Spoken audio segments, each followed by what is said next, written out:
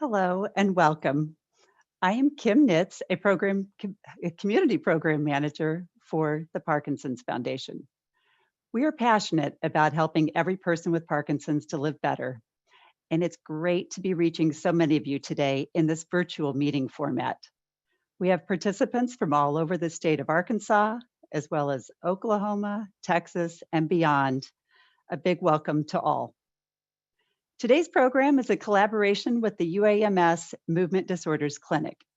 It has truly been a pleasure working with their team on this and seeing their passion around community education. We at the Parkinson's Foundation are here to support the 1 million Americans living with Parkinson's disease, as well as the many who care for them and those working to end the disease. For those of you who may be new to the Parkinson's Foundation, we focus on 3 key areas: advancing Parkinson's research, improving care for those living with Parkinson's, and empowering the Parkinson's community with educational resources.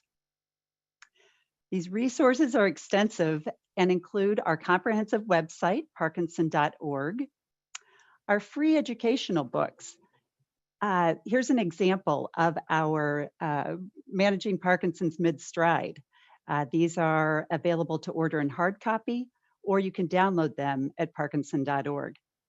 We also have a vast library of recorded podcasts and webinars, and our hospital safety kit called the Aware and Care Kit.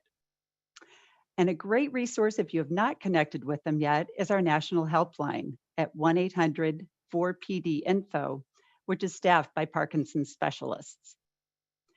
Additionally, we have a set of newly diagnosed resources, which is a great starting point for those who've recently begun their journey with Parkinson's. You can contact our helpline for further information. Across the country, we bring the community together through our Moving Day, A Walk for Parkinson's, which is a national fundraiser to support Parkinson's research and local programs. Keep an eye out for updates on details for a Moving Day Little Rock in spring 2021. To continue learning and engaging from home, we're offering a series of online programs every week called PD Health at Home. It includes Mindfulness Mondays, Wellness Wednesdays, and Fitness Fridays. And we would love to see you at one soon. You can sign up at parkinson.org/pdhealth. And now, before we get started with our first speaker, I'd like to thank the silver sponsors of today's program, Boston Scientific and Acadia, as well as our exhibitor sponsors, Abbott and Amneal. Their generous support helps keep today's program and many others free and available to our Parkinson's community. You can find educational materials about these companies and their resources by visiting our virtual exhibit hall located at the link you see here, and you'll also see that shared in the chat. So now we are pleased today to have a distinguished set of speakers from the UAMS Movement Disorder Clinic. In your reminder email you received, you'll find a link to their biographies so you can learn more about each of our speakers. We will also share that in a follow-up email you'll receive in the coming week. So with that, I am pleased to welcome today Dr. Rohit Dhall.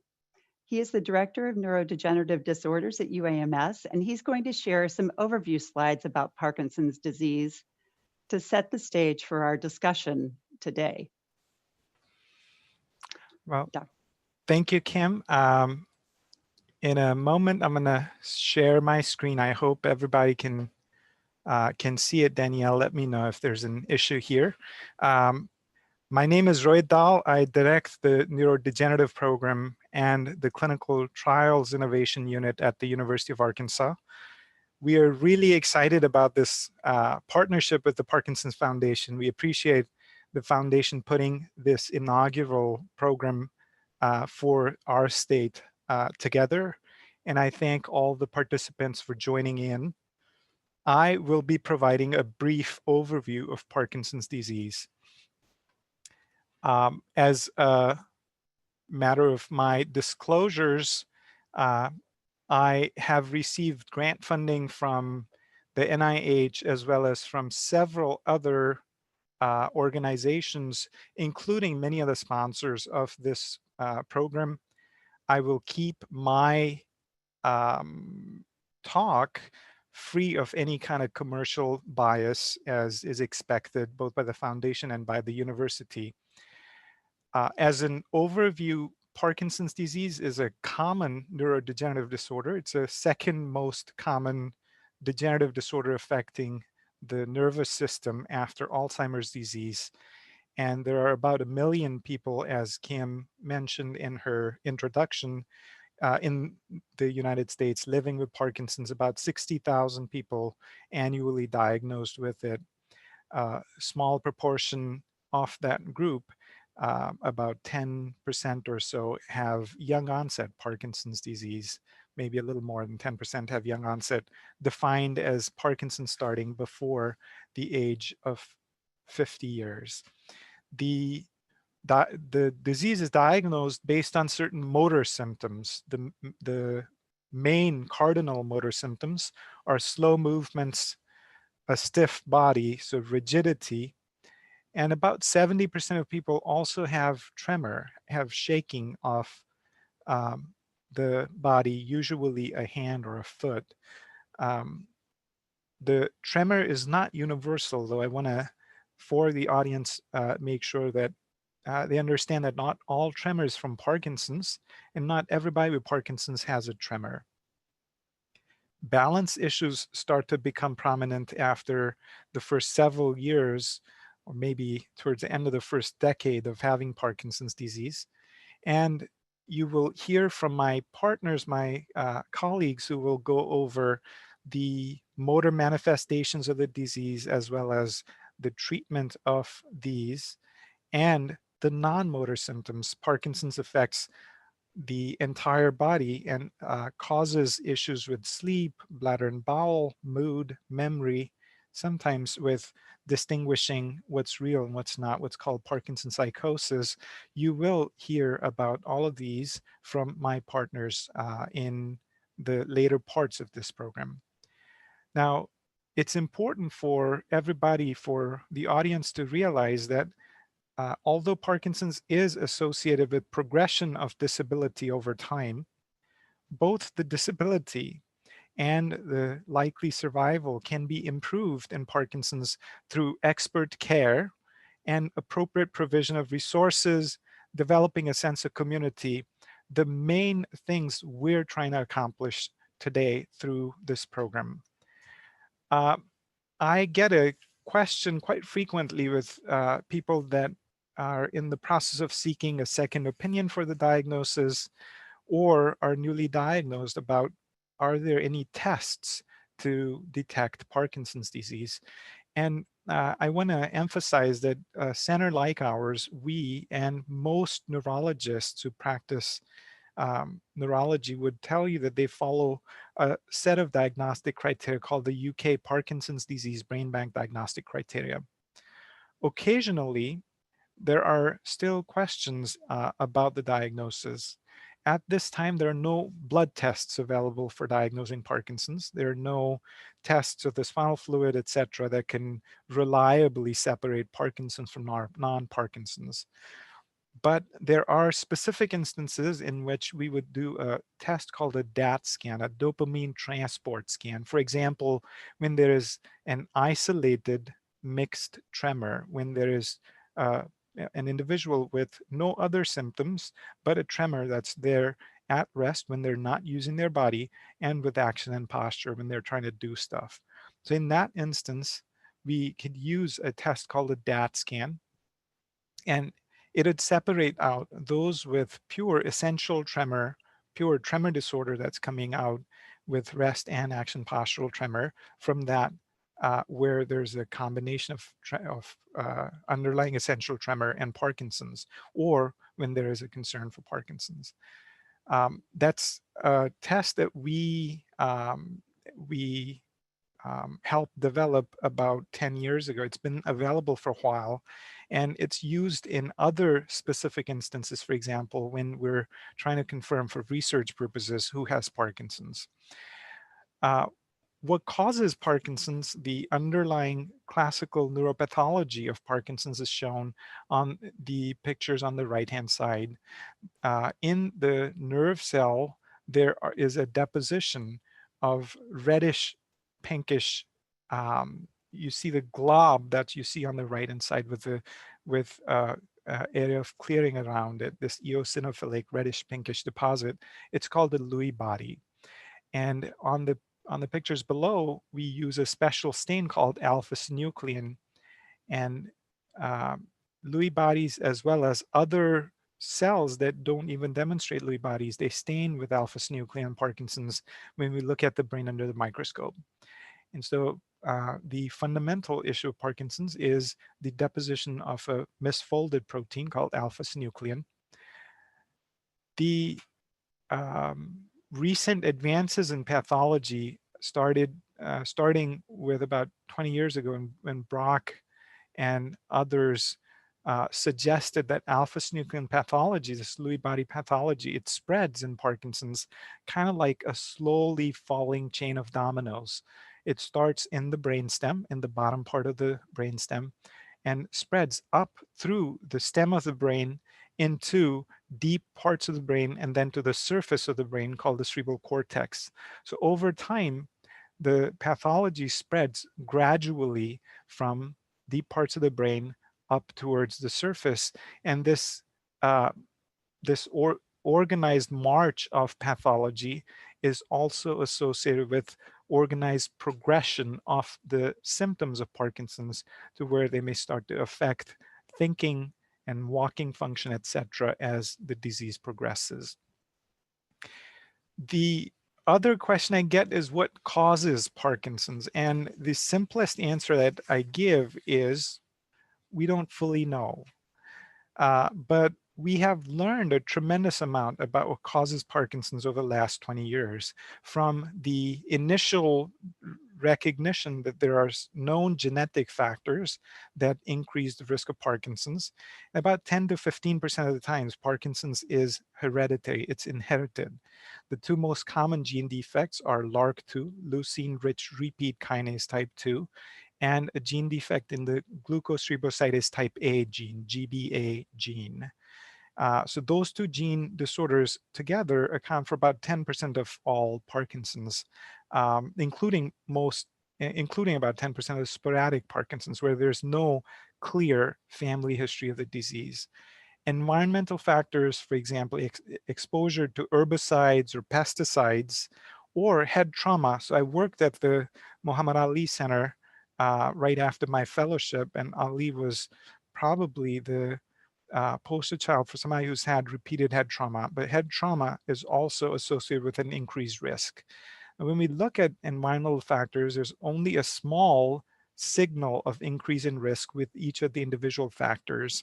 Same for genetic risk factors. And we think that there's probably an interplay, an interaction between gene risk factors and environmental risk factors that cause the damage, that trigger the damage causing Parkinson's. At the cellular level, we see this as deposition of this misfolded protein alpha-synuclein. There is also damage or dysfunction of the powerhouses of the cell, the mitochondria. There's also triggering of the cell suicide cascade, apoptotic pathways, and there's immune injury. That's all seen in brains of people with Parkinson's. And the net results of this are loss of dopamine-making cells, changes in deep parts of the brain that facilitate movements as a result of that dopamine cell loss and treatment with medications. And then over time, damage to non-dopamine pathways. All of those are associated with the pathology of the disease. As far as managing your Parkinson's, one of the questions I want everyone, each one of the people with Parkinson's and their family to ask is, what can we do ourselves and what can our team do? We believe that as a team-based approach is critical, is crucial in improving your overall sense of well-being, as well as your ability to fight the disease, we put together the entire healthcare system with our therapy teams, our nurses, getting our social workers and psychologists involved in the care of our patients with Parkinson's disease. We partner with primary care physicians, and we want to inform and empower families and caregivers to help with the fight for Parkinson's. And as far as what you can do, there are a number of things that that we want our patients to do. Make sure they're exercising regularly, eating right, taking their medications as instructed. There are complementary and alternative approaches that are at times useful in fighting Parkinson's, and advanced therapies, including surgery or research. So understand both the disease process and who you want around you in this fight with you. Make sure that you have appropriate support systems and connections. This is a protracted long-term fight. We want to make sure that there's enough support around you, and know about what's happening in research as far as fighting Parkinson's. So the last thing I'll talk about is about clinical trials and research in Parkinson's. Research, broadly defined, is an attempt to find new ways to prevent, detect, or treat diseases. And I can tell you that the things I list here, new diagnostic methods, new drugs or combinations, new devices, new ways of using existing treatments, and ways to improve quality of life. I've participated in each one of these ways of finding better treatments to combat Parkinson's. And when we ask our patients why do they participate in research, they give a number of answers. Most commonly, it's to receive what's the newest, what's on the cutting edge as far as treatment, but equally as commonly, it's to help others with the disease. And sometimes they participate because of the additional care that they get. Sometimes they participate to keep hope alive. Those are all great reasons to think about research.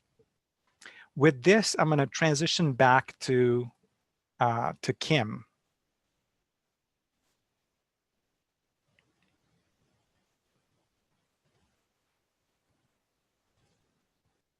All right, and thank you, Dr. Dhall. We now would like to hand the program over to Dr. Tuhin Virmani, who is the director of the Movement Disorder Program at UAMS. And he will take it from here in discussing the changing motor symptoms. So Dr. Virmani. Thank you, Kim. Thank you to all the participants for signing on today to our webinar, and of course to the Parkinson's Foundation for making all the efforts to help organize this webinar today so that we can educate you all more on how to better treat your disease. So I'll be focusing mostly on the management of the motor symptoms of the disease, and again, you'll get talks about the non-motor aspects, which are equally important later on in the program. So I'd like to say I don't have any conflicts of interest related to this webinar. I do get research funding from the Parkinson's Foundation, however, but I will not be talking about my research today. So there are a lot of medications that we commonly use to treat Parkinson's disease early and later in the disease. Most of these are symptomatic treatment for the motor symptoms. The gold standard is called levodopa, often referred to as Sinemet. This is a medication that goes into the brain, crosses the blood-brain barrier, and gets converted by your own cells to a molecule called dopamine.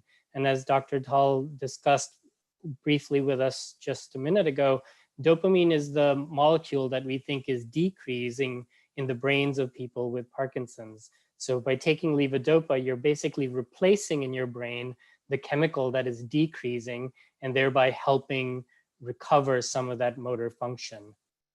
There are other medications called dopamine agonists that are also not uncommonly used.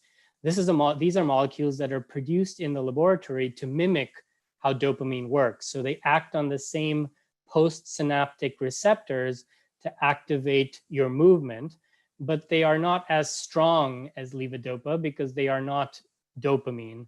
They act like dopamine, and therefore they don't bind as strongly, but they can provide significant functional improvement, especially early in the disease, but also, since they're a little longer lasting, can be used later on in the disease to help improve your function when we start getting fluctuations, which we'll talk about more in a minute.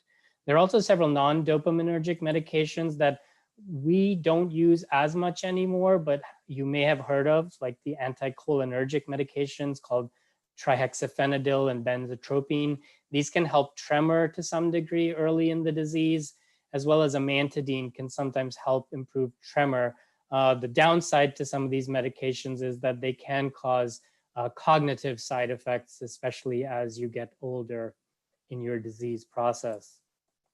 There are also medications that we use both for symptomatic benefit, and there have been some studies to suggest that they may have some neuroprotective benefit, but those studies are not very clear. But these are the MAO inhibitors, and how they work is they help prevent the breakdown of dopamine once it's been released into the synaptic cleft between the presynapse and the postsynapse where it works.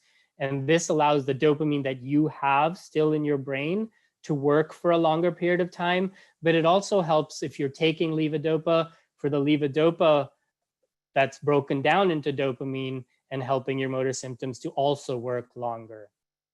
There are also medications that we use to extend the benefit of levodopa, like the COMT inhibitors.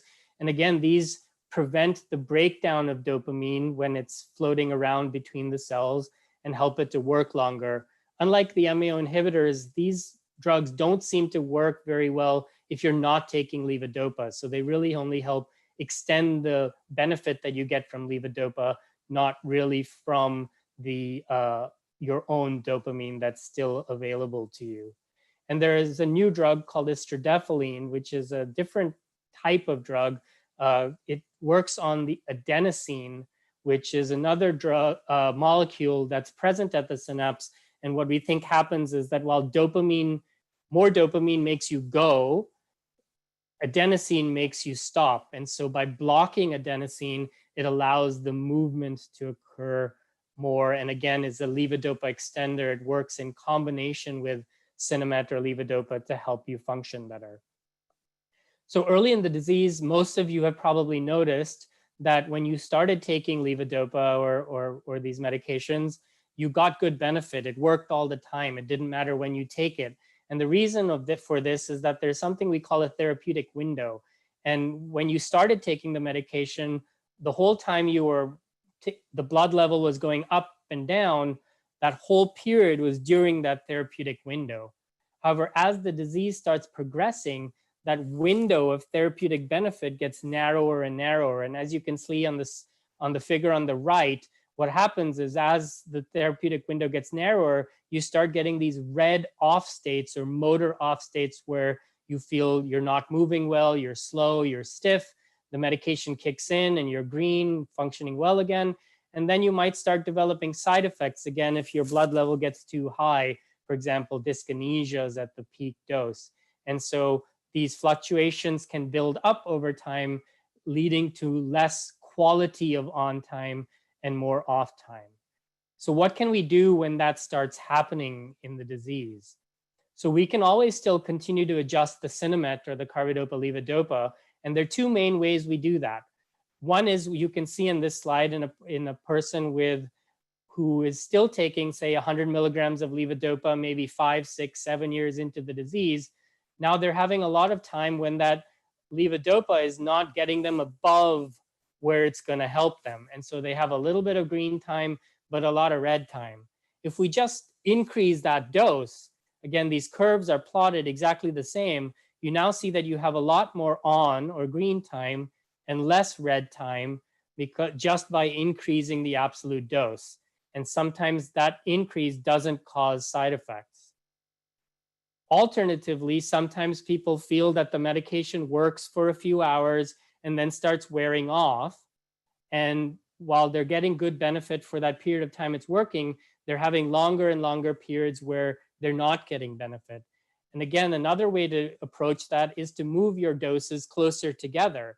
And what that does is, again, it increases the amount of green and orange time, which is the on time, and decreases the amount of red time or off time where your symptoms are bothersome during the day. Of course, side effects are dose dependent, as with any medication. So early on, you may develop nausea with the levodopa. Usually higher doses doesn't make you start getting nauseated. Some people can get lightheaded on standing because levodopa can drop your blood pressure. So that's something to always pay attention to when your dose is changed. And later on in the disease, you can start developing these orange states that are the wiggly dyskinetic movements that we'll look into a little bit more later, and hallucinations, which can also be dose dependent, and I hopefully will be addressed later on in the program. One question we got was whether I need to time my medications with my meals. And while there are some people who do notice that protein or meals can interfere with the way their levodopa is absorbed, that's really not the case for the majority of people. So most people can actually take their levodopa whenever they need to and not have to worry about their meals. And this leads to less problems that can be related to nutrition if you're not eating protein during the day just to get your levodopa working. There's a newer medication now, which we've had for actually 3 or 4 years though, called Rytary. It's still carbidopa levodopa, but the nice thing about this formulation of levodopa is that it's a capsule that has beads that release at 3 different rates. And so instead of getting a single peak of blood level with each dose, as you see in the left side of my figure, you now get 3 different peaks that are a little lower. So you're getting less side effects from that peak dose effect, but you're staying within your therapeutic window for a longer period with each dose, which can allow you to spread out the dose and have less of a burden from medicating too frequently. There are also 2 drugs that I wanted to talk about that were recently approved for helping with those red off states. One is called Inbrezza. It's an inhaled formulation of levodopa. So as you can see, this is an inhaler in the picture below, where you put a little capsule of levodopa in, twist it to break the seal, and then inhale it directly into your lungs. And medications get absorbed much more quickly in the lungs than they do through our gut. And therefore you get a much quicker on time, but it only lasts for a short period of time. So it can help in those people, especially that have very severe off states or that have meal or protein related off states, to avoid needing to take the medication through your gut. It does have some side effects, but luckily the side effects were fairly low. About 7% of people notice cough, nausea, or dizziness.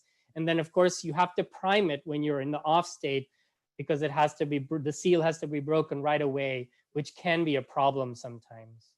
There's another drug that was just very recently approved. It's a new way of delivering a medication that we've had for a long time, apomorphine. There's a dopamine agonist. There's now a sublingual form.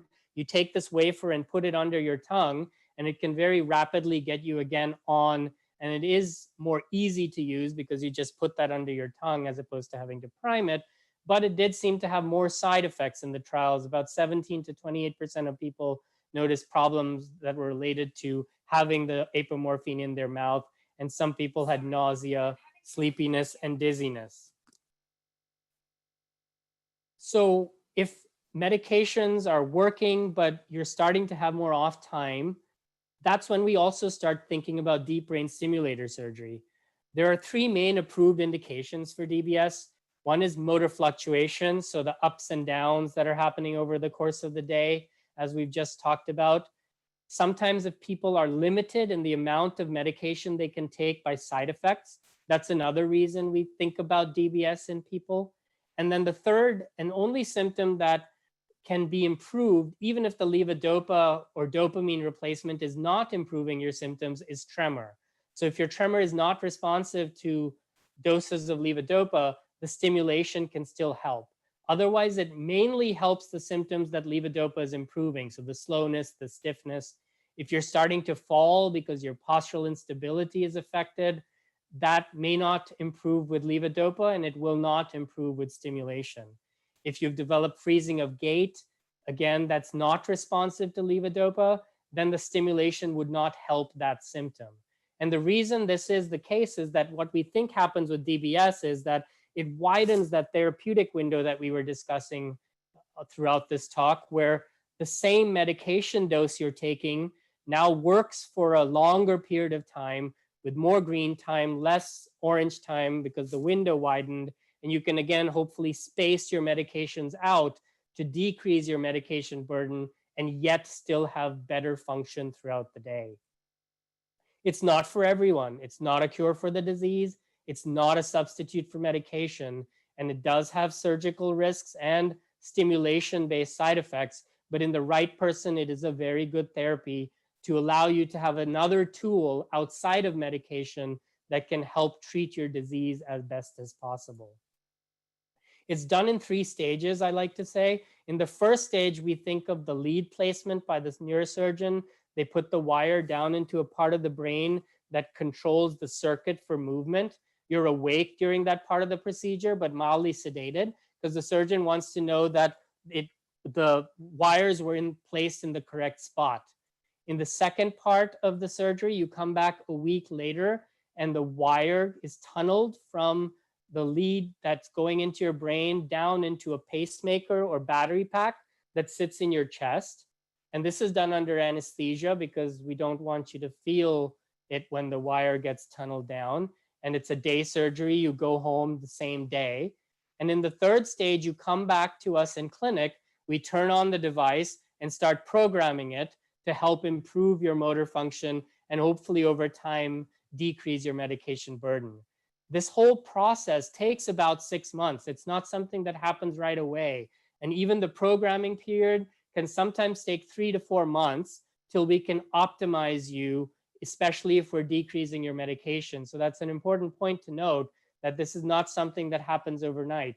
Everything takes time, but we work in a systematic manner to try and help improve your function through this procedure if you are thought to be a good candidate. And at our center, we have a multidisciplinary team that includes neurosurgery, neuropsychology, neurology, and ethics to keep us in line and make sure that we're correctly identifying the people that would best benefit from this procedure.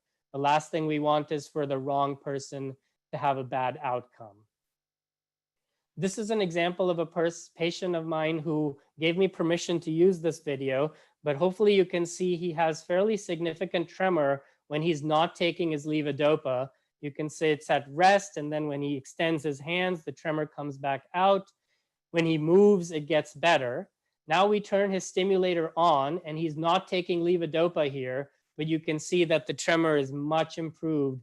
It's effectively gone away when he's sitting relaxed. There's a little bit of tremor that starts coming out when he holds a posture, but much improved compared to when the levodopa was not in his system. We also have newer ways of delivering levodopa outside of the pills.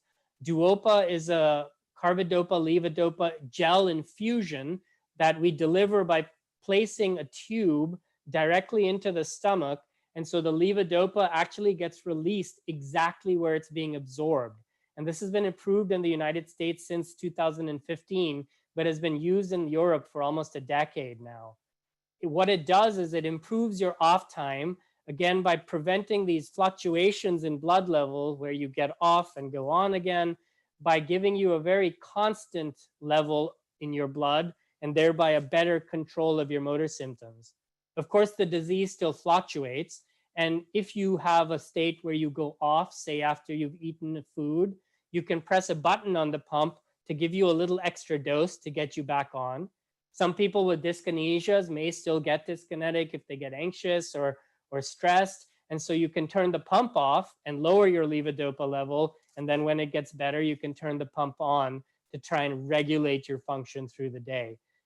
But you avoid having to take the pills. You turn on the pump in the morning, it runs all day. You don't have to worry about the oral levodopa, and then you turn it off when you go to sleep at night. It has the same side effects because it is still carbidopa levodopa. It's just in a gel form instead of a pill form.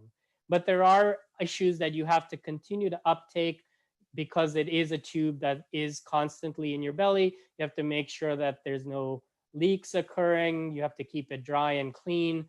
But overall, most people tell me that the biggest thing that they tell me is that instead of controlling our day based on when we're going to take our pill next, now we're able to plan our day just for what we want to do. This is an example of a person at our center who got this therapy. This is a gentleman who was in the off state where you see now very severely affected. Yeah, I had to pull him up to make him stand. I'm trying to get him to walk and his feet are frozen to the ground. He's having difficulty moving them.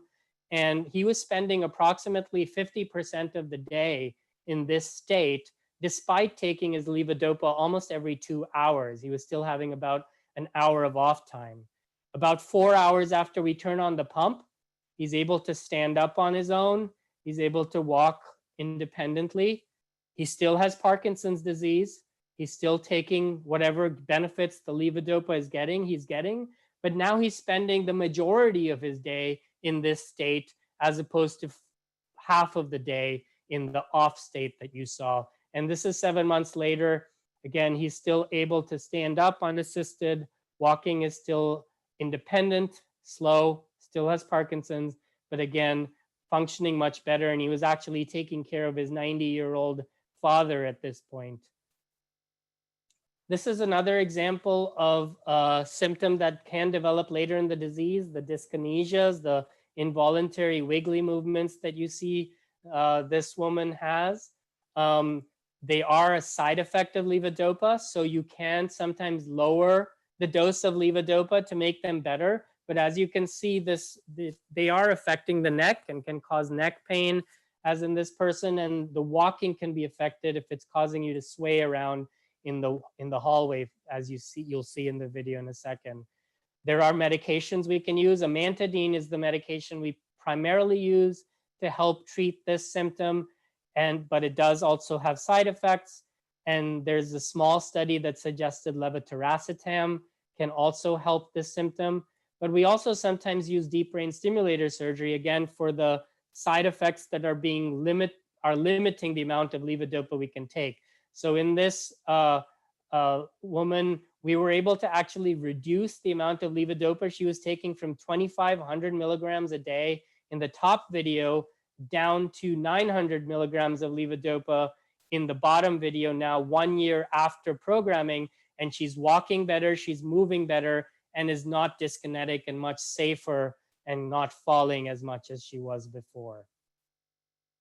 Dystonia is also not uncommon, and we have a lot of patients with Parkinson's who visit us with this problem. You can see in this picture, this woman has, her toes are curling downwards, so when she walks, it causes a lot of pain. Her big toe lifts upwards, and that can rub against the shoe and again cause pain. This gentleman has cervical dystonia from his Parkinson's, and sorry, I have to block out his face, but I hope you can still see his head is tilted and his chin is turned, and this causes also pain and limitation in his movement, and we can do Botox injections to his neck to help that. This is an example below of a patient or person who sees me in clinic who has the severe toe curling dystonia before Botox. Her toes are crossing over, causing rubbing and pushing down into the floor, causing pain. And 3 months after her first round of injections, the toes are much straighter. And with repeated injections, this got even better. Unfortunately, I don't have pictures to show you of what they were pretty much straight a year after these injections were started. Another later complication of the disease is freezing of gait. This is what my lab is interested in research-wise. And it's a major problem because it can cause falls and decreased mobility and decreased quality of life. And you see this gentleman getting stuck in the doorway and having difficulty moving through the doorway because his feet are freezing. Again, he's stuck when he's trying to move, but eventually he starts walking and is able to walk relatively well without in a wide hallway. This often is a levodopa, not getting enough levodopa often is the cause of this. So increasing your levodopa can help the symptom. Rarely there are people that get on-state freezing where actually the levodopa is now causing this to happen or making it worse. And in those patients, we actually have to sometimes reduce the amount of levodopa they're taking. Physical therapy, which you'll hear about more in the coming talks, is very beneficial, especially the Lee Silverman big therapy can help improve gait and balance, especially in freezing of gait. People have found that cueing with metronomes or listening to music while you're walking or using a laser cue to step over. There's a walker called a U-step walker that has that built in that can help you overcome those freezes when they occur. And then, of course, there are experimental therapies that are under investigation. And we studied modafinil at our center, and hopefully we'll be able to talk to you about some of those results in the not too distant future. So healthy lifestyle overall, as Dr. Dhall was also mentioning, is important.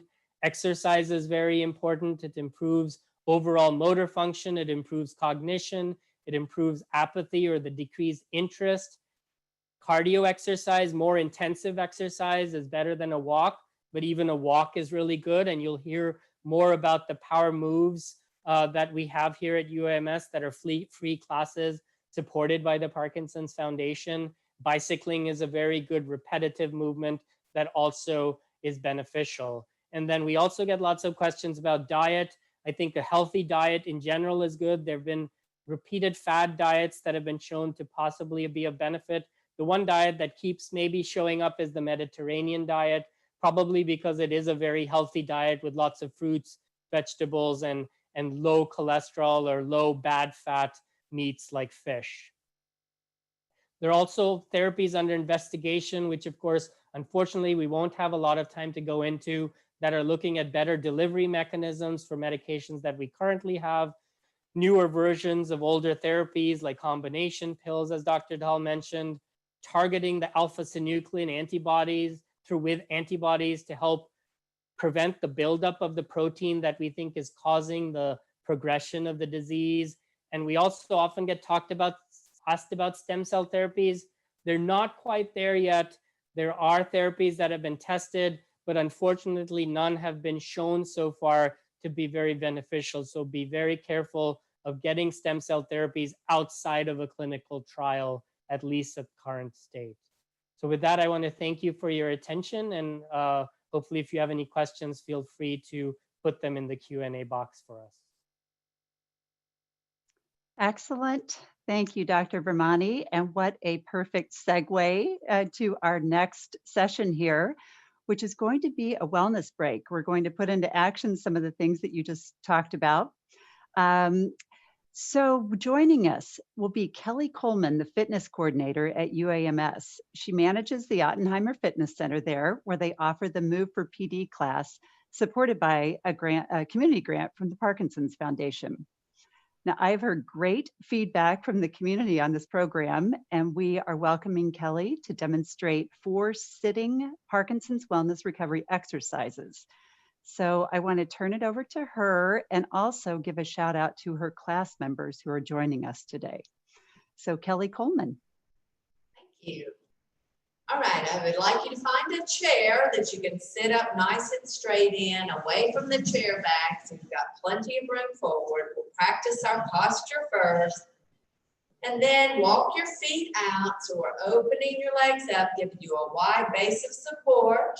Our first move is called the power up move. We're going to bend forward, chest will be parallel to the floor, and then come up, working the core. So put your hands on your thighs, drop your chest parallel to the floor. And as you come up, sweep your arms back, opening your chest up nice and wide. Do some finger flicks to get the nice small motor skill and small muscles in your fingers activated. Now we'll do them in a row, nice and fast. Down and power it up, reaching way back.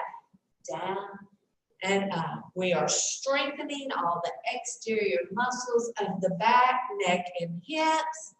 We're stretching the muscles of the chest. I hope everybody is following along. We're helping counteract the stooped posture that sometimes occurs.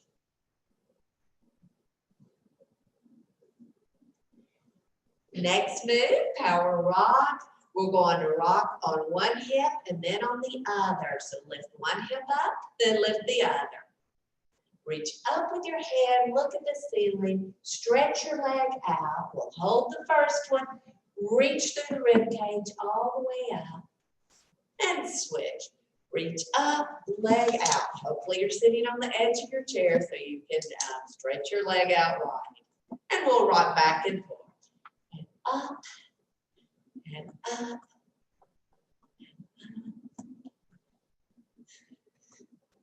We're working on weight shift, which you will need every time you take a step, side to side. We're sitting in the chair. We don't even have to stand up to work on our weight shift. This is a useful strategy to use whenever you feel stuck. Rock back and forth. Rocking also strengthens your hips and may help prevent falls. All right, our third move is the twist move. Arms out, legs out.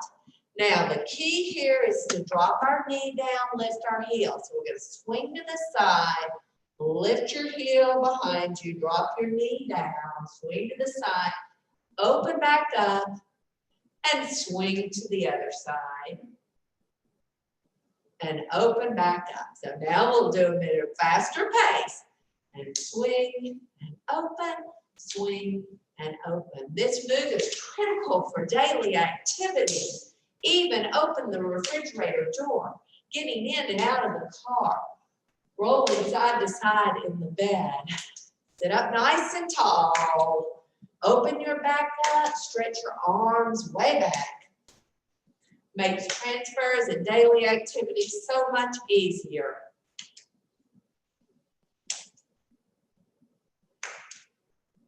Open up wide, stretch, open up wide and stretch. Our last one, bring your feet in. We're going to do a stepping move, sitting up nice and tall again.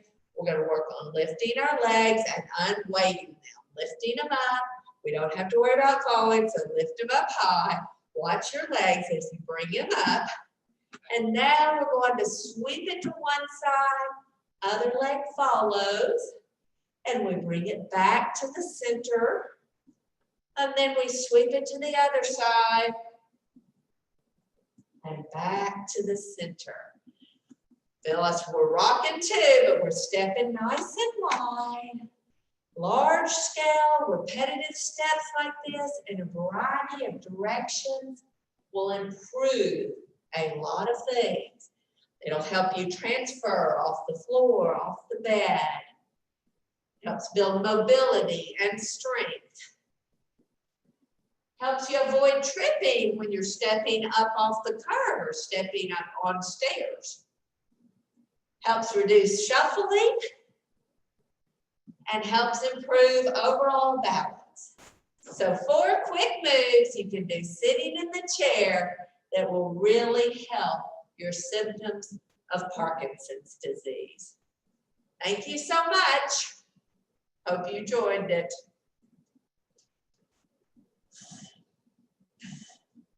Kelly, that was fantastic. What a nice burst of energy. Wonderful. And that will take us into our next session, which is Dr. Mitesh Lotia. We'll welcome him as one of the movement disorder specialists on the UAMS team.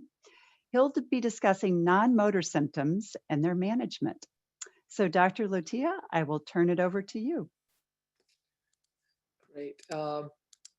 Thank you so much, Kim, and welcome everyone.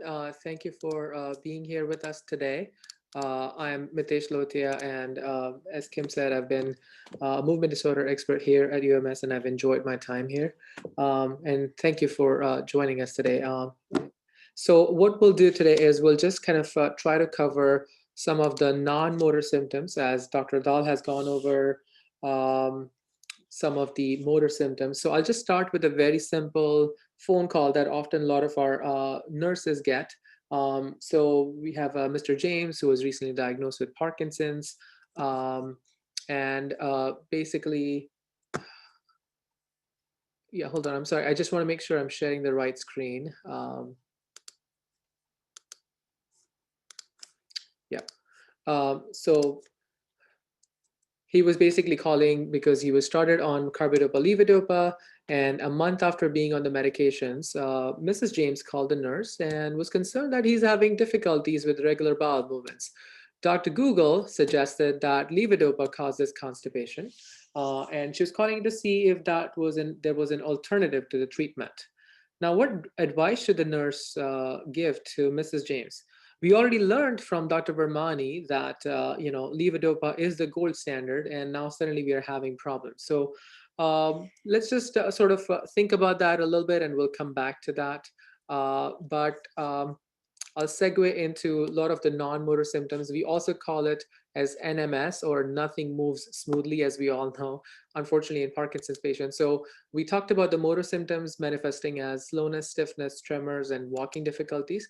But there are other non-motor symptoms such as sleep disturbances, bladder bowel disturbances, loss of sense of smell, mood disorder, cognitive issues, and so on and so forth. A lot of them, or some of them, often precede the onset of motor symptoms, especially the lack of sense of smell, constipation. And we do know that at this point that they do affect almost everyone with Parkinson's disease. One study back in 2013 reported that there was at least one non-motor symptom in all of the Parkinson's disease patient. And all of the patients who were experiencing those fluctuations that Dr. Virmani talked about, they had non-motor symptoms present as well. So when you combine the motor symptoms and non-motor symptoms, certainly the quality of life can really get affected. As a doctor, it's very important that we address each of these issues to have a very good quality of life. So some of the symptoms we'll go over again. So reduced sense of smell, constipation, urgency, frequency, lightheadedness upon standing, mood disorders, cognitive disturbances, and such. So let's talk in a little bit detail about some of them. So hyposmia, or lack of sense of smell, basically that's how it is called. It's present in most of the individuals, so about 96% of the patient, and it most often precedes the onset of motor symptoms by many, many years. And it's usually due to the abnormal neurotransmission in the frontal part of the brain. As Dr. Dhall was mentioning before, some of those Lewy bodies do get deposited there, and that's when we see some of these symptoms early on. Dr. Dhall actually is studying actively some of the role of neurotransmission through those lobes, and we can talk a little bit more in detail about clinical trials in that area. But it is something that a lot of our patients experience. The next we'll move on to would be the autonomic dysfunction. Again, this is the automatic part of the nervous system that controls a lot of different systems within the body. So it works sort of subconsciously to help control the heart rate, the breathing, digestion, urinary system, and sexual function. And that is affected in Parkinson's patient. A lot of the symptoms that our patients experience are bladder problems, constipation, hypotension, meaning lower blood pressure as they stand up, sexual dysfunction, seborrhea, or the dry skin and flaky skin, and the sweating as well. What kind of bladder symptoms do they have? So typically, most commonly, some of them will have increased urinary frequency at night, also called as nocturia. Some of them definitely experience urgency, frequency, and a sense of incomplete emptying. And of course, when you add issues such as prostate problems or stress incontinence, these things only get worse. You can imagine this can affect the quality of life not only during the daytime, but also at nighttime. So what are the treatment options for us right now? One of the things we do talk about is bladder training, meaning frequent urination break. We also talk about how to adjust of urinary intake and water intake. You want to mainly maintain lot or fluid intake towards the day, and then minimize caffeine intake towards the evening. There are a lot of pelvic floor exercises that can also help build some of those smooth muscles around the bladder, and that can also help. There are medications, of course. The recently approved miragibron or Myrbetriq is available. Sometimes when medications don't help, we prefer that a lot of our patients see our urologist, who sometimes can offer botulinum toxin injection that can relax some of these muscles and minimize some of the symptoms as well. Then there are more invasive therapies such as tibial nerve stimulation and sacral neuromodulation. Some of these are under investigations, but they have a variable role. But do discuss these with your urologist, and hopefully we can find a solution somewhere in that. The next one, but the annoying one, constipation. So remember Mr. James, right?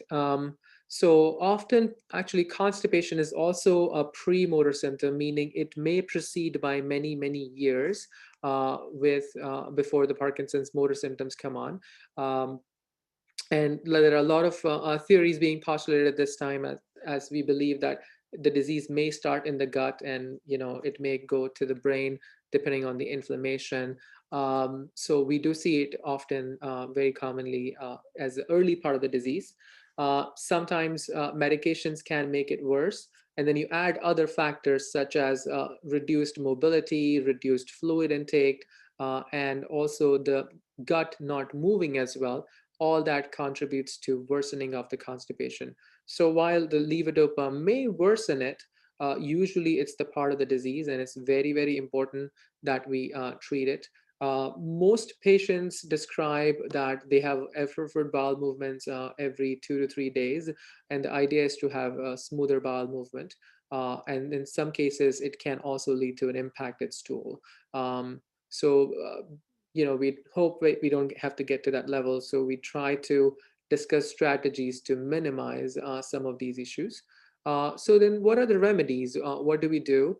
Of course, drink lots of water, lots of fluids. We do talk about at least 8 big glasses of the non-caffeinated fluid, a very high fiber diet. And there are a lot of options to that. And then this is one recipe that we have sort of seen that a lot of patients get benefit from. It's called a rancho recipe. So basically it's a combination of bran, applesauce, and prune juice. And then the idea is to take it 2 tablespoons every morning. And sometimes that can help improve the bowel movements. Also the Miralax, the over-the-counter powder available that can help improve some of the stool softening. And then other laxatives such as benefiber or metamucil may be considered. There are some of the medications, linaclotide and lubiprostone, they have been available in the market. And some of our patients have had benefits from that too. And then there is another drug called pyridostigmine. We often use it for myasthenia gravis and other neurological condition, but we have seen some of the benefits from that as well. Again, as I said, it's a combination of the lifestyle changes along with the medication changes, and that may certainly help together. The next is neurogenic orthostatic hypotension. Basically, the idea is whenever we all are lying down, normally the blood is distributed, all across, and the brain is receiving the blood. As we all stand up, the nervous system makes sure that enough of the blood reaches to the brain so that we are able to function the way we do it. But sometimes in Parkinson's patient, that mechanism fails, and because of that, not enough blood reaches the brain. And because of that, obviously, a lot of us feel lightheaded or dizzy.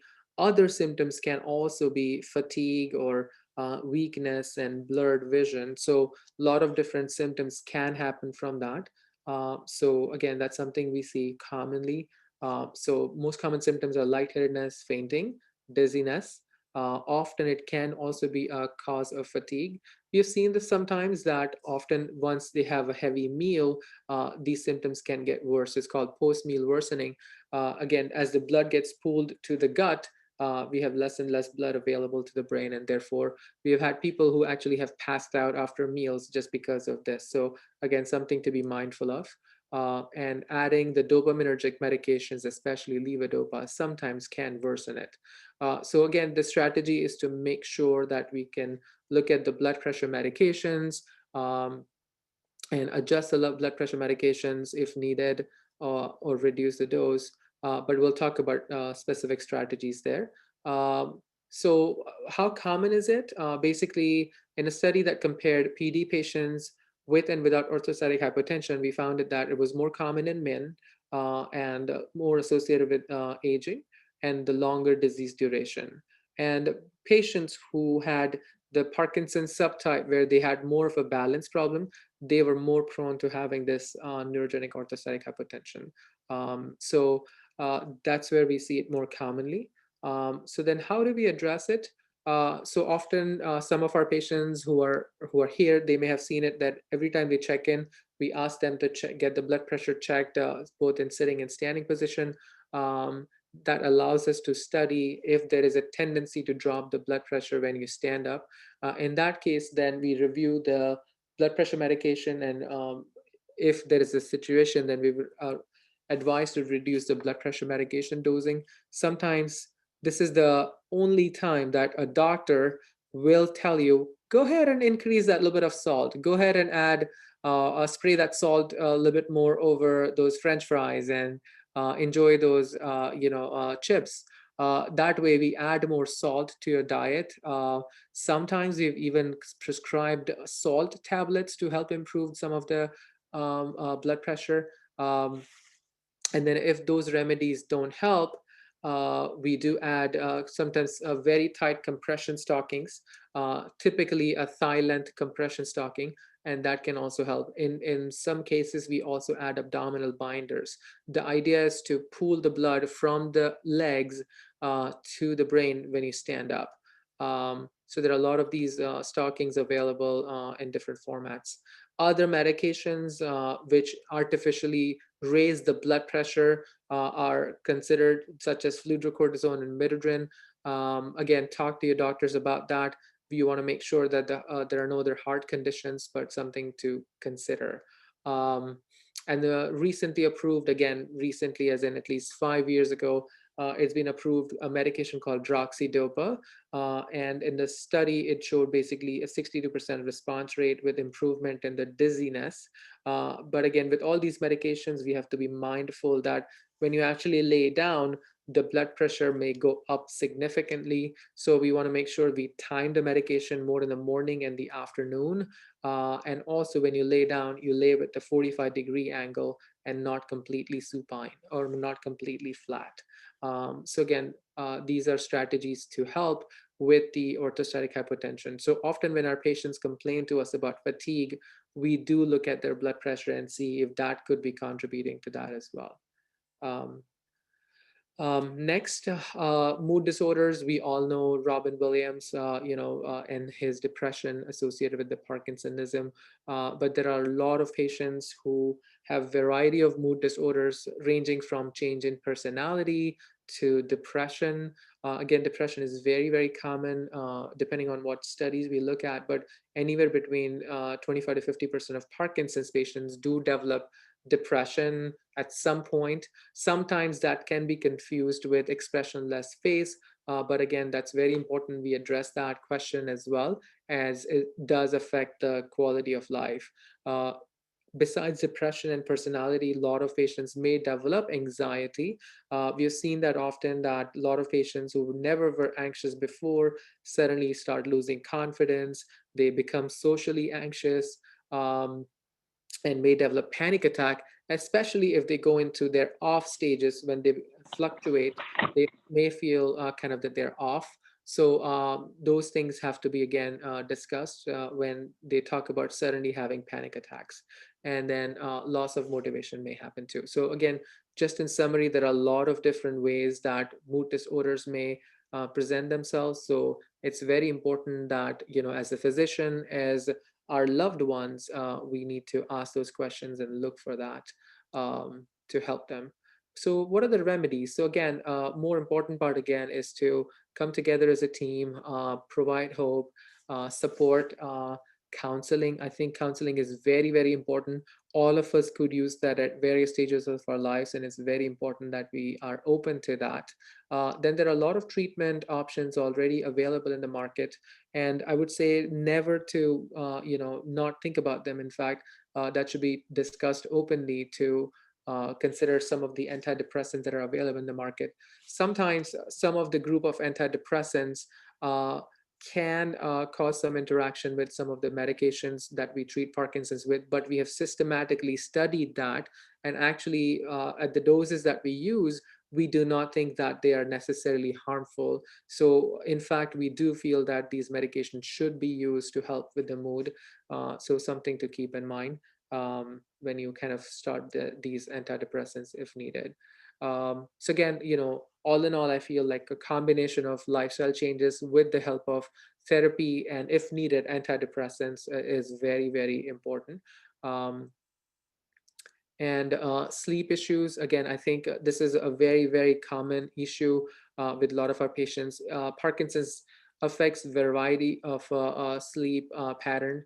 Some people describe difficulty falling asleep, which could be due to either symptoms of Parkinson's, that they are feeling restless or off, or they're just anxious and thinking constantly, trouble staying asleep. So again, Parkinson's, as the disease progresses, it does cause fragmentation of sleep. And then you add that somebody has to wake up and use the restroom 5 times a night, or they may be just off and they wake up with a lot of stiffness and tremors on that side, or they may also have sleep apnea. So when our patients talk to us about the sleep issues, we try to delve into it as to what could be causing their sleep issue. Other thing is excessive daytime sleepiness, that maybe because of the poor sleep pattern at night, they're sleeping too much during the daytime.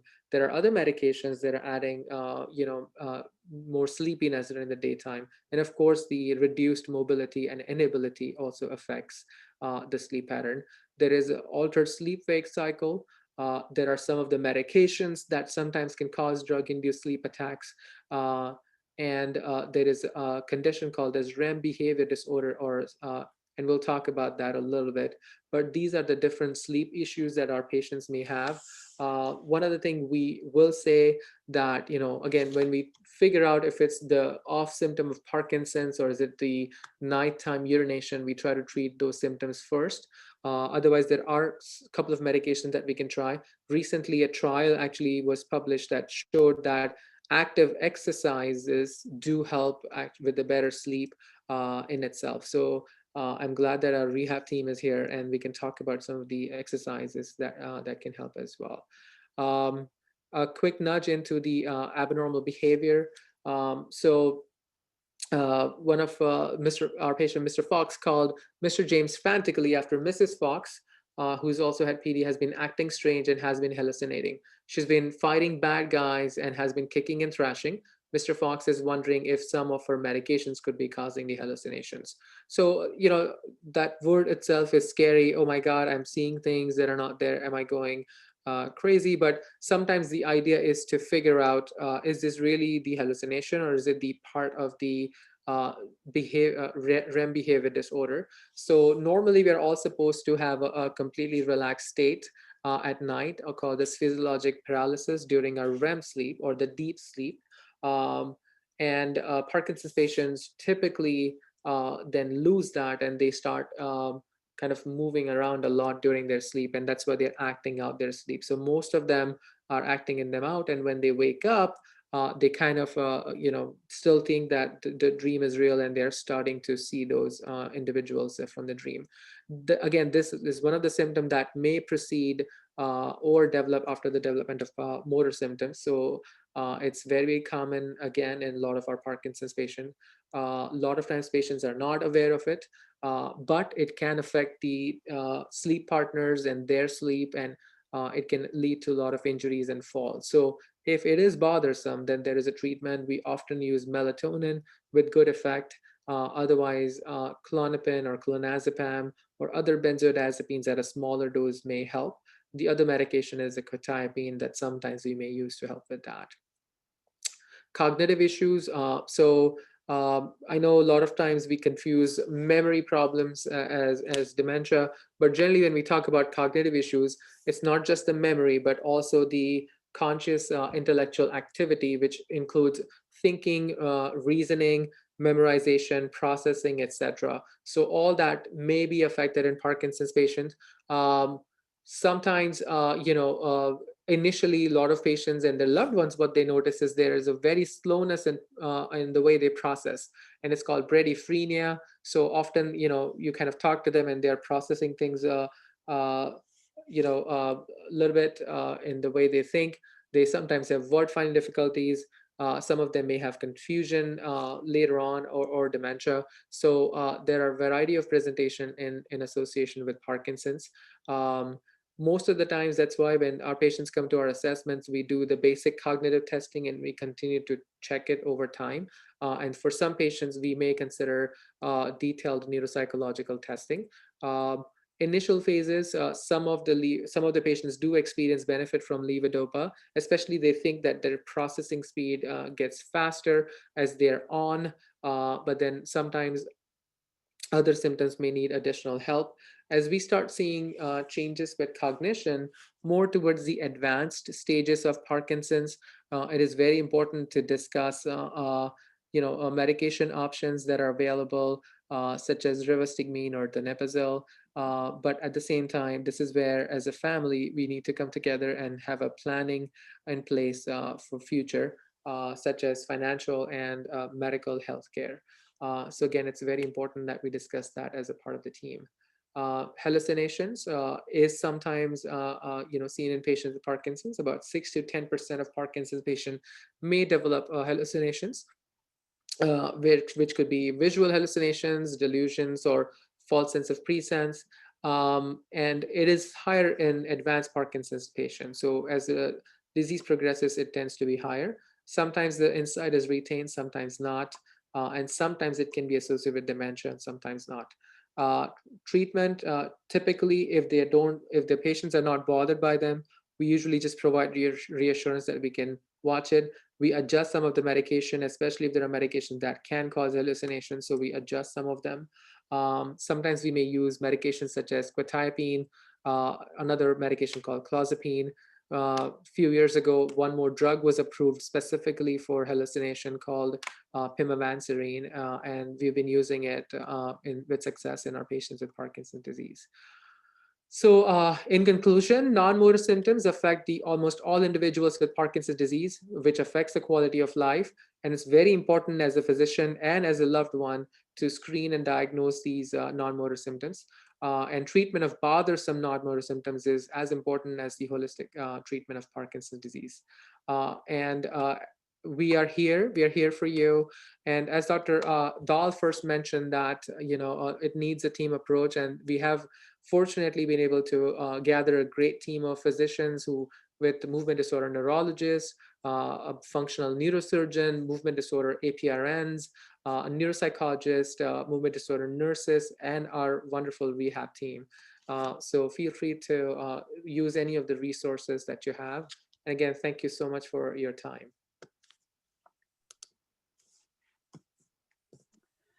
Such important information. Thank you, Dr. Lotia. And with that segue to the rehab department, what we're going to do is have Chris Olent join us. He is the manager of the UAMS Outpatient Therapy Program, and he's going to discuss why therapy is such a critical part of your Parkinson's journey. So I will turn it over to Chris now. Well, thank you, Kim. I appreciate it. Let me know if you can see this. I hope you can. My name is Chris Olent. I oversee the outpatient therapies here at UAMS in Little Rock, along with our community fitness center.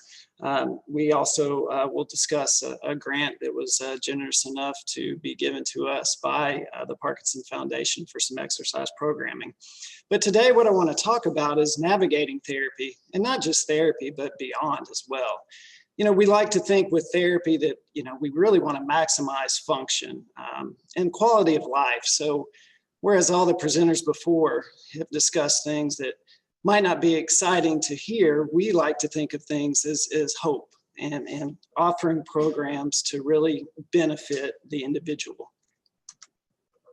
So how do you access therapy, and how long would you expect to be in therapy? To access therapy, we really like for you to have a referral from your neurologist or your primary care physician. You'll also want to know your health benefits. Typically, you'll want to know your copays, your coinsurance, your deductibles. We ask that you be armed with understanding that. However, most therapy clinics will assist with letting you know what your benefits are before you access those services. You can really expect 12 to 16 visits. That does depend on your plan of care and what stage of therapy you need and what your functional limitations might be. But what's really important is to understand that therapy never ends. It's ongoing. We really want to assist with maintaining strength, coordination, and your functional independence. So again, from an early diagnosis standpoint, when you might be in some of those early stages of Parkinson's disease, we really want you to know that think of this as a tune-up and think of it as a means of understanding where you are in the continuum of your physical prowess so that we can really work on any limitations you might have in the future. So what is PT and what is OT? A lot of us like to think of physical therapy as really being more of the gross motor movements, whereas occupational therapy might be more of your fine motor movements. But from a physical therapy standpoint, what will they do when you come in to see a physical therapist? Well, we're definitely going to evaluate and treat you from an individualized standpoint. We'd like to see what your upper and lower body strength is, your range of motion, what your posture looks like. And then also really focusing on balance, gait, and coordination. We'd like to assess the need for adaptive walking devices if and when you would need those. Dr. Virmani had mentioned one device that utilizes lasers, metronomes, things like that to assist with walking. So that's what a physical therapist would look like. And again, I cannot really emphasize enough the importance of an individualized approach for this. Before I go any further, I'd be remiss if I didn't mention that, we here at UAMS, we're lucky to have a clinical team that you've heard from so far that we can really lean on and really understand the patient and look at the totality of a patient and see what they're going through. And we can communicate with them. So when you're looking for physical therapy, OT, speech services, make sure that they're in talks and can communicate with your clinical team that you're working with. From an occupational therapy standpoint, what will they do? Well, again, they're going to look at your strength and range of motion, your posture, but really what they like to look at is your eye-hand coordination and your functional activities of daily living. When tremors happen, when things are difficult, when it's hard to bring that fork to your mouth to eat or to go to the bathroom, there are functional devices and adaptive equipment that we can issue you and definitely assess for those needs. From a speech therapy standpoint, they really look at two things, swallowing and then also speech and voice. So they're going to evaluate both if they're needed. From a swallowing evaluation standpoint, they're going to take a history. They'll look at your oral musculature, and then they'll also observe swallowing, of different consistencies to see how you do with those. The goal of this is to avoid aspiration. So treatments, change in diet consistency, swallowing, and then the way you breathe. So your expirations and really trying to get those to be really forceful and teaching you techniques to clear so that you don't aspirate. From a speech and voice evaluation standpoint, again, they'll take a history. They utilize, at least here at UAMS, we utilize computerized motor speech and/or voice evaluation. The goal, to increase speech and voice quality. The treatment, LSVT loud, which we'll discuss more here soon. So what do we know from therapy? What do we know works? So you've heard before how all of our neurologists have in some capacity talked about exercise. Research shows that exercise is beneficial for those with Parkinson's disease for a myriad of reasons. We also know that LSVT big and loud works. And so does power. Now, again, those are anecdotal sometimes, but either way, we know that those do assist the patients. So what does LSVT big and loud look at? So LSVT big will be provided by a physical therapist or an occupational therapist, and really looks at those gross motor movements to really overload the system. Because as you know, rigidity, slow movements, and incoordination are things that we really want to work on and assist you with. The loud portion of LSVT is for speech and that voice recognition. And so all of these, again, are loud, exaggerated movements or speech to assist you. You can expect 16 sessions of this LSVT big and loud for treatment. Now, 16 sessions would be for big or for loud. So if you're doing both, you would imagine that, if you multiply those, that's 32 sessions if you do need speech and some of the motor function therapy that we would assist with. You can expect 4 consecutive days a week for 4 weeks. So that's a time commitment, and we'll discuss other ways to where if you cannot get there for 4 consecutive days that we can assist you in therapy. Those individual sessions last for 1 hour. We also ask, as we do an individualized treatment approach, that we'll give you daily homework, and we'll ask you and your caregivers and spouses and partners to really work and practice on that daily homework. And what we expect is that you'll have carryover, and we'll give you exercises to take home with you even after therapy stops. So what outcomes can we see from LSVT big and loud? Well, faster walking with bigger steps. Kelly earlier showed you some of the exercises that we do in a chair, and that would be for a little bit lower functioning and those that we really need to work on safety. But really faster walking is important. Improved balance, increased trunk rotation. Again, improvements in your functional abilities, so your activities of daily living, bed mobility, things where Kelly had mentioned even walking over barriers, steps. It will also improve motor speech, volume, and voice quality. Again, that would be the LSVT loud portion of the outcomes. One other thing that we can mention that we do in therapy is called Parkinson Wellness Recovery. Again, Kelly was doing part of that today, and we'll discuss a grant we have that, through the Parkinson Foundation to assist with this. But again, it's very similar to LSVT, and those that created LSVT and that theory decided that there's more in the community. There's people that really can't access services for 4 consecutive days, or might be in rural areas where it's not available and there might not be a PT. So you can come to Little Rock or one of your facilities or clinics where they do offer physical therapy or occupational therapy that provide this power moves, is what they call it. And it's more flexible. You can go home with it. We can give you a home program that you can work on at home. So with that, we also understand that, with exercise being important, you'll need to access somewhere in your community where you can join a fitness center and exercise. Here at UAMS, we're lucky enough to have an Ottenheimer Fitness Center. It's our community fitness center.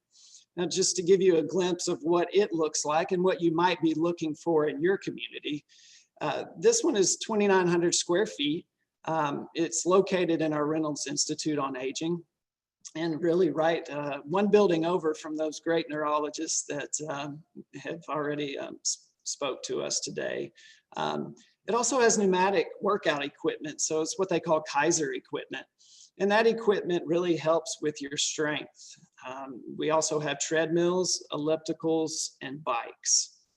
They also have railing and overhead harnesses that are available for those that might need more safety measures when trying to maximize your potential and really try to, work on testing yourself and your limits and abilities. So from an exercise class standpoint, I mentioned through the Parkinson Foundation, we do have a community grant that assists us. We're able to provide this Move for PD exercise class. It's free for participants. Since the pandemic, we've also realized that those that can't come in person, we can offer this, and Kelly and her team offers this via Zoom.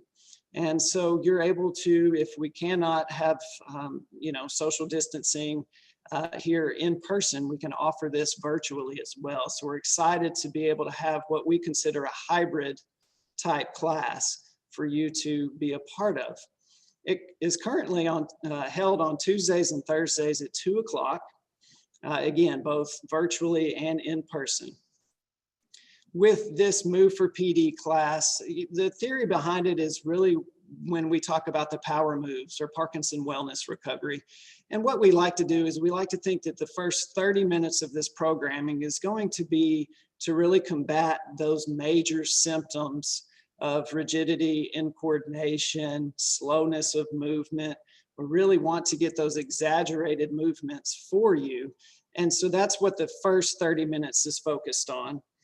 Whereas the second 30 minutes of an exercise class is really focused on truly trying to get you in shape. So we're going to work you out through a circuit.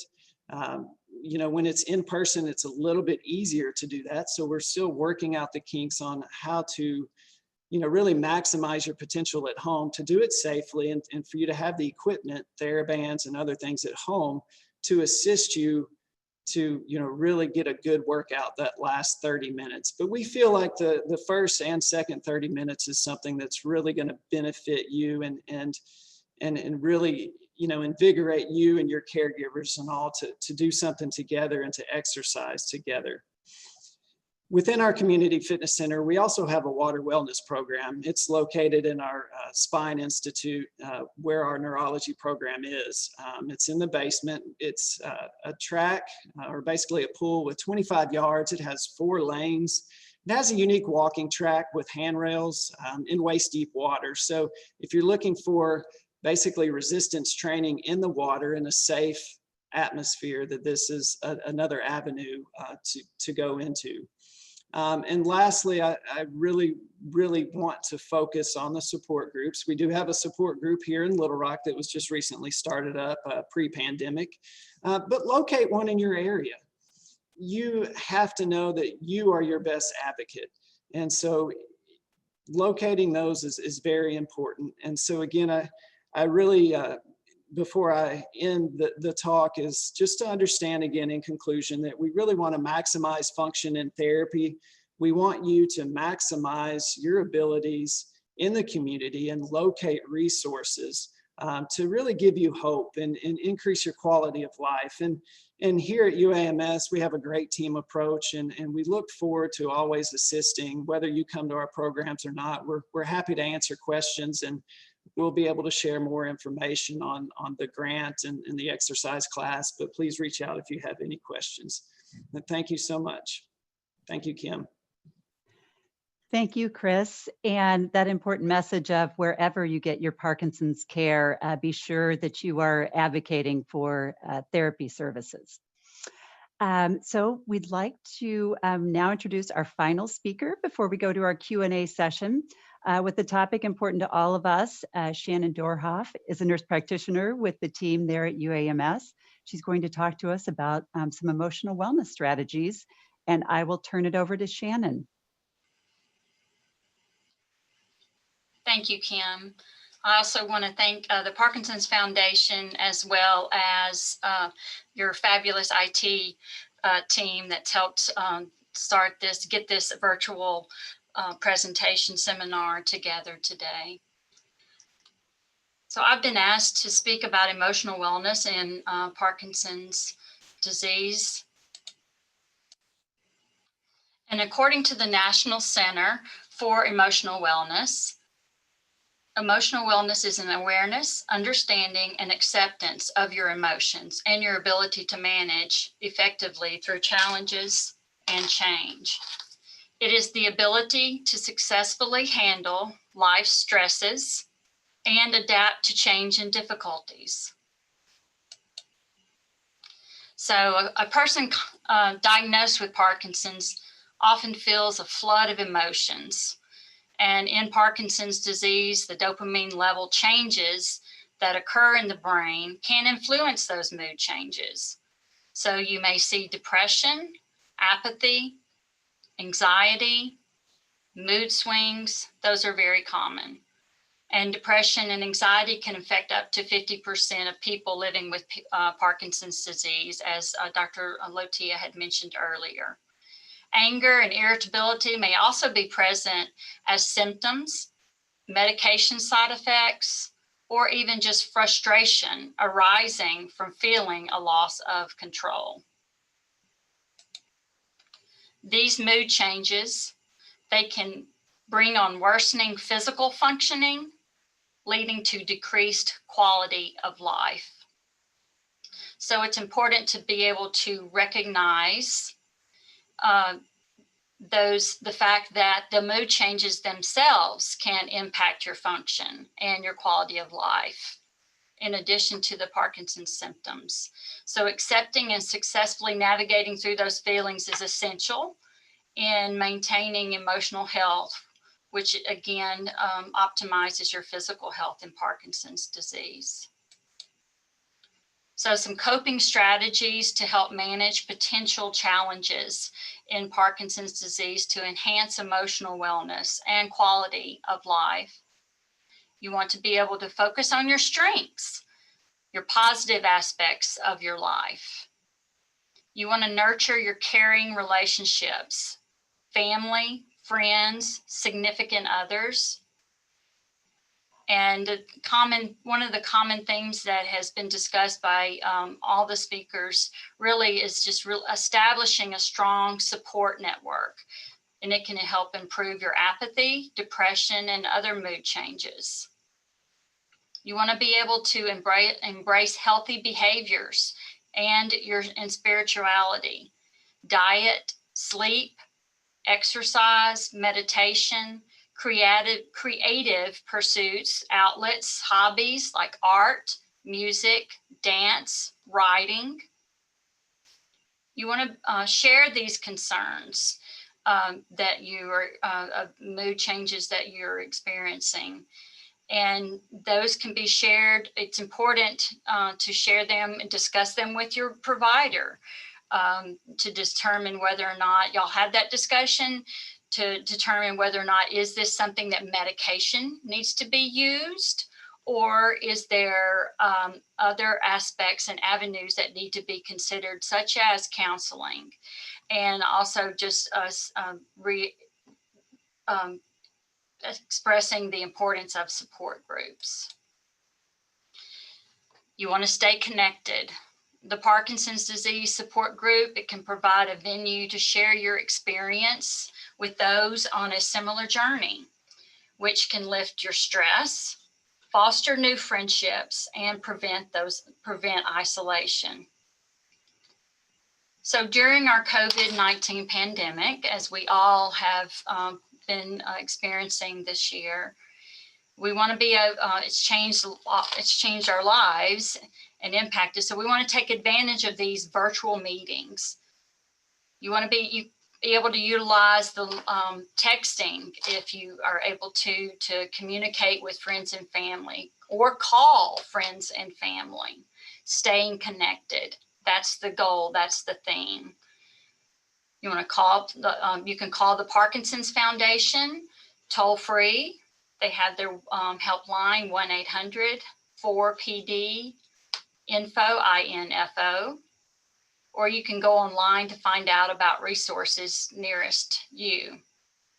And the Parkinson's Foundation provides written and virtual educational resources at their website, which is parkinson.org, for living with Parkinson's.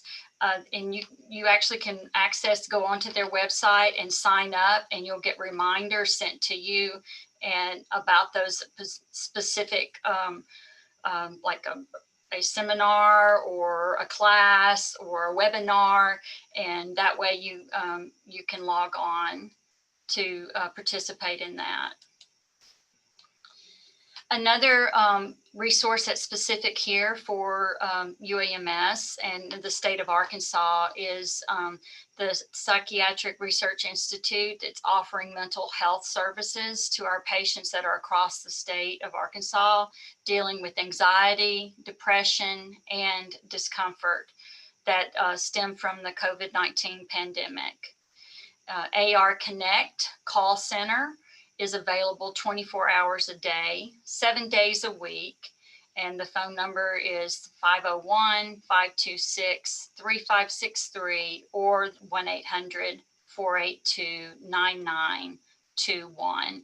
And those numbers, I believe, are going to be given to y'all later through an email as well for reminders. For our caregivers, for our patients that are diagnosed with Parkinson's, just want to remind you that November is National Family Caregiver Month, recognizing the importance work that you do. There are a lot of emotional wellness resources for caregivers through the Parkinson's Foundation. And again, you go on to the parkinsons.org/caregiving. And also next week on the Parkinson's Foundation is offering November the 18th at noon. It's a Care Partner Town Hall is being hosted, and you will need to register for that. And you also will be given that information through an email after the conclusion of today's seminar. But it's parkinson.org/PD Health. Thank you. Thank you so much, Shannon. And now we will be taking a few questions from our audience. Recognizing we won't be taking a break, this will actually take us through the end of the program, but remember, we can't see or hear you, so make yourselves comfortable, get a drink of water, stand up and stretch. We're going to bring all of our panelists on, and I will get the questions going. So if we are ready, I'm going to start with Dr. Virmani. And the question is, could you comment on the timing of medication to be most effective during exercise? So I think related to decreasing off times, how can I optimize the effectiveness of my exercise? Right, and that's a great question. I often get asked that in clinic as well. It is sometimes a good idea to, on days that, especially if you're going in for physical therapy or you're taking a rock steady boxing class or something else, or just exercising in your gym, that you could potentially take your levodopa dose or whatever dopamine agonist 30 minutes or so prior to going for that class, so that you're at kind of the peak benefit of the medication at the time when you are exercising, which can help you feel more mobile and less stiff and be able to optimize that session as best as possible. Okay, great. A question for Chris. How do I know when it's time for another cycle of PT or OT or speech? Somebody said it's been a couple of years and their doctor hasn't mentioned it recently. Yeah, that's a good question. And honestly, the answer to that is there's never a bad time for therapy. I think that therapy starts early, like I mentioned. So even before you think you need therapy, you need therapy.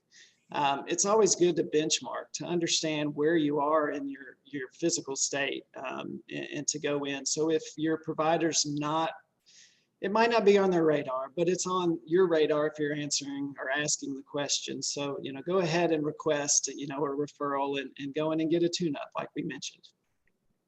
And insurance will pay once a year, so use it or lose it. Yes. Good point. And for Dr. Lotia, why is there pain associated with Parkinson's? Does it worsen over time, and how can it be treated? That's another great question. So pain, and Parkinson's association is common. In fact, there are studies citing early sort of a shoulder pain as one of the very early sign. We've had a lot of patients who've had rotator cuff surgeries because they were having some shoulder pain and nothing really got better. So again, most of the pain is associated with muscle stiffness. As we know, this disease affects the muscle. As the disease progresses, it may get worse, but at the same time, we have to understand that so does arthritis. So we have to always look into other causes as well. A lot of our patients may have some, some back issues or some hip issues that need to be considered. And often we look at it as a comprehensive approach. So if we do feel if it's a nerve type of pain, then we talk about, whether we need to look at the spine, or if it's a joint type of an issue, then we look at that. And again, muscle stretching exercises. I think we've talked a lot today about exercise, but there are a lot of benefits all across. But muscle stretching exercises are one very good way to improve and minimize some of the pain, besides the medications. Great. Next question for Shannon. Is there a specific diet that can help improve dopamine levels? Great question. And I believe Dr. Lotia mentioned, he even had a great picture of all the different legumes and vegetables. But there is not necessarily a specific diet recognized with Parkinson's, but in general, we recommend just a general well-balanced diet just for overall health maintenance. And I'll just reiterate, mention again what Dr. Lotia said. There is some discussion that a Mediterranean based diet, it could be very helpful. And that's more higher fish, lower non-fish type meats, your fruits and your vegetables.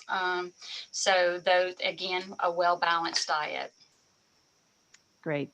Thank you, Shannon. Next one, we'll ask Dr. Dhall.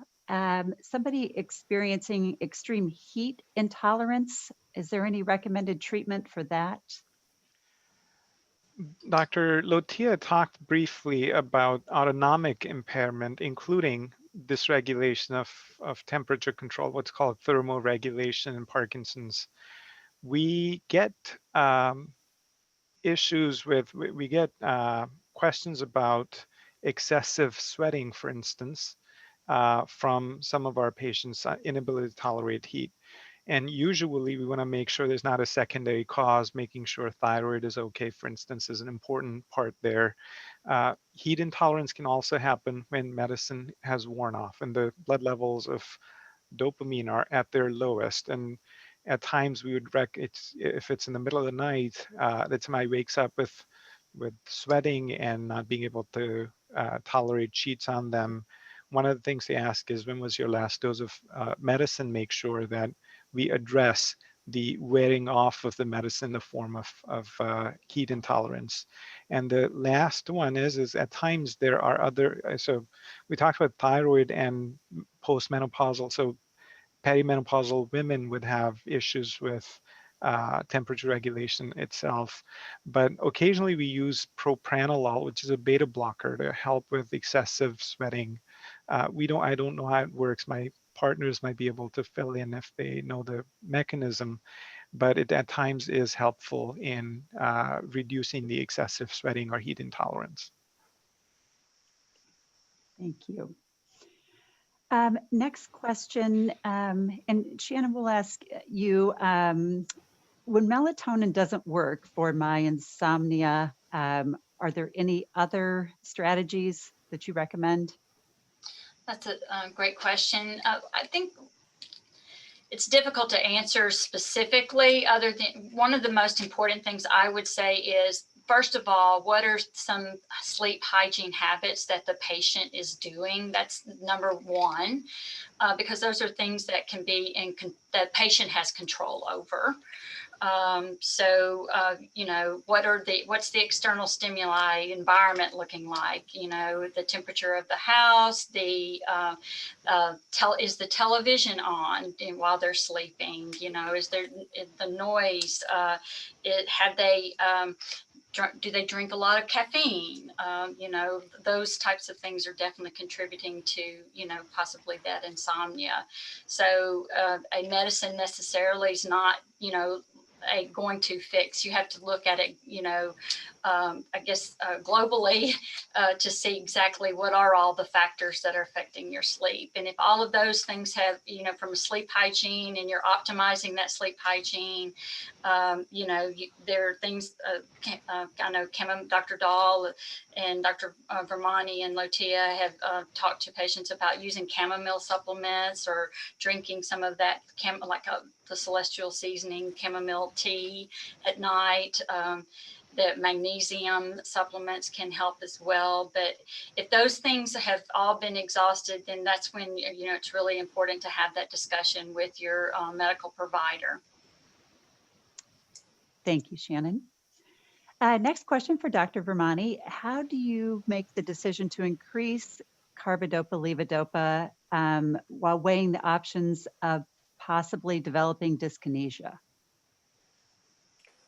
Right. So again, good question. It is very individualized, and some of the graphs that I showed were showing, not necessarily the way everybody functions. So it's important to figure out what your routine is and when you are having those off times. We always change medications very gradually. So we try and limit the side effects by staying on the lowest dose that is most beneficial. So maybe going up by half a tablet of levodopa, 50 milligrams a week, just to see what you need so that you don't go over the level that is needed for you. And I think one of the other points I didn't make in my talk, but is important here, is that especially for things like dyskinesia, most people actually find that they're not bothered by the dyskinesias, and they're really not dangerous unless they're, causing falls or causing pain in the neck from frequent movement. So often it's important to balance those things. Do I want to be less stiff and be able to move better with a little bit of wiggling around? Often it's actually the caregiver or partner who may be more bothered by those extra movements than the patient. And we want to treat everybody, but we also want to treat the patients, what's affecting them the most. So that those are all things to keep in mind when making that individualized decision. Okay, great. Next question for Dr. Dhall. At times, especially when I'm tired, I get double vision. I didn't see this mentioned today. Is it related to PD or another cause? Oh, I just answered that separately, but I said, yes, it is in part related with trouble with convergence. The two eyes have to go in when looking at a near object. When you're trying to read or watch TV, the two eyes need to converge. And convergence mechanisms, because of various reasons, start to break down in Parkinson's. So the eye is not as well yoked looking at near objects. That can cause double vision. Double vision can get worse in part because of dry eyes. The surface of the eye, the cornea, when it is dry, its refractive index changes. And so problems with double vision are not uncommon. They're not, I shouldn't use the term very common, but about a fifth or a sixth of people with Parkinson's would report this when they're tired. Using re-wetting drops, so artificial tears, to keep the eyes moist when you're trying to sit down and do near tasks. Using exercises called pencil push-ups. I don't want everybody to do this. This does take time, and you need to kind of know what you're doing. But basically, convergence exercises, and Chris and his team of occupational therapists would stress this if you're working with an OT and report this issue. Or sometimes using prisms in their corrective eyeglasses. All of those are helpful in reducing the impaired convergence and the issues with double vision. Excellent. Next for Dr. Lotia, is there any relationship between having another immune disease like celiac and Parkinson's? Any connection there? So again, that's a very good question. We have been trying to sort of identify the theories, and there are several mechanisms. At some point, we do believe that this could be in sort of an immune response in a slowly progressive fashion, but we don't have a strong evidence for that yet. So typically we do not find autoimmune conditions commonly with Parkinson's, but that's something that has been an interest for some of the researchers kind of see. Okay. And for Dr. Virmani, I realize that general PD condition deteriorates over time, but is it ever possible that some symptoms will actually improve? So that's a tricky question. So there, of course, a lot of the treatments that we use help symptoms pretty dramatically, and they help certain symptoms sometimes better than others. So you may find that some of your symptoms feel like they're progressing, whereas others are not, possibly because you're getting a better response from your medication in some aspects of the disease and not as much in others. And again, it's very different from person to person. But we think overall, what's happening in the brain is very slowly progressing over time and does not get better with therapies that we currently have, unfortunately. And hopefully we will get there. But right now, that's not the case. Okay, thank you. This is a COVID-related question. I don't know whoever would like to take this. I recently recovered from an episode of COVID-19. I've ended up with severe dizziness that is constant. Is this in any way related to my Parkinson's? Is this a remnant of COVID? I'll take this. I think any minor infection, we see Parkinson's getting worse. We see a tendency towards more issues with lightheadedness or blood pressure dropping if you're even mildly dehydrated or have a minor UTI. And the bounce back that our bodies used to have when we were younger, when people don't have a degenerative disorder like Parkinson's, it's just not there.